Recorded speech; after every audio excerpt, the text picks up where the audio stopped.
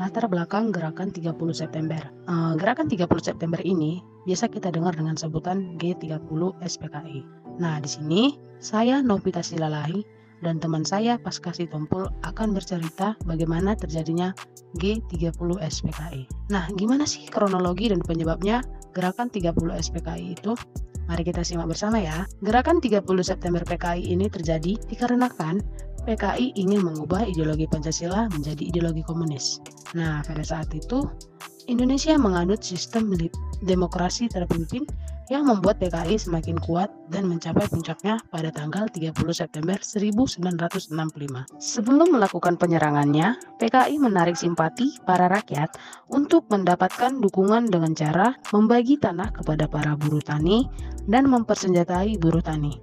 Lalu, PKI menyebarkan isu bahwa ada Dewan Jenderal yang melakukan kudeta, namun TNI AD menolak tuduhan tersebut dan balik menuduh PKI ingin merebut kekuasaan Republik Indonesia. Nah, pada saat itu, keadaan yang semakin panas, PKI dengan pemimpin Letnan Kolonel Untung melakukan penyerangannya pada tengah malam. Dan aksi tersebut dimulai dengan merebut Bendara Halim Perdana Kusuma yang dijadikan sebagai markas PKI. Selanjutnya, siapa sih yang menjadi target pembunuhan gerakan 30 September? Nah, yang jadi target PKI untuk diculik, kemudian dibunuh dan dimasukkan ke dalam lubang buaya dengan panjang 12 meter, yaitu yang pertama, Letnan Jenderal Ahmad Yani, yang kedua, Mayor Jenderal S. Parman, yang ketiga, Mayor Jenderal Suprapto, yang keempat, Mayor Jenderal M.T. Haryono, yang kelima, Brigadir Jenderal D.I. Panjaitan, yang keenam, Brigadir Jenderal Sutoyo Siswoharjo,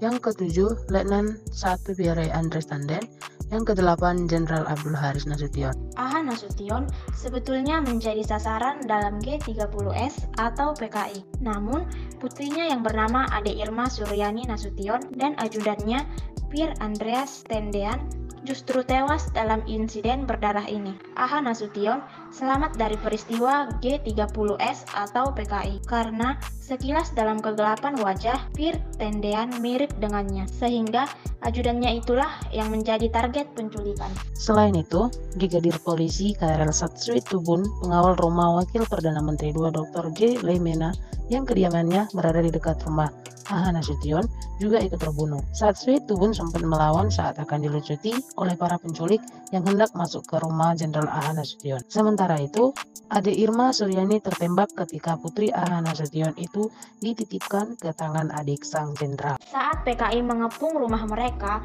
Ade Irma awalnya digendong istri AH Nasution, Johanna Sunarti, dalam melarikan diri dari tembakan.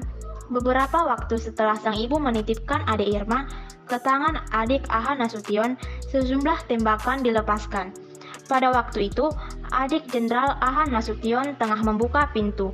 3 peluru pun menembus punggung Ade Irma Suryani. Johanna lantas menggendongnya dan membantu menyelamatkan suaminya melalui pintu belakang.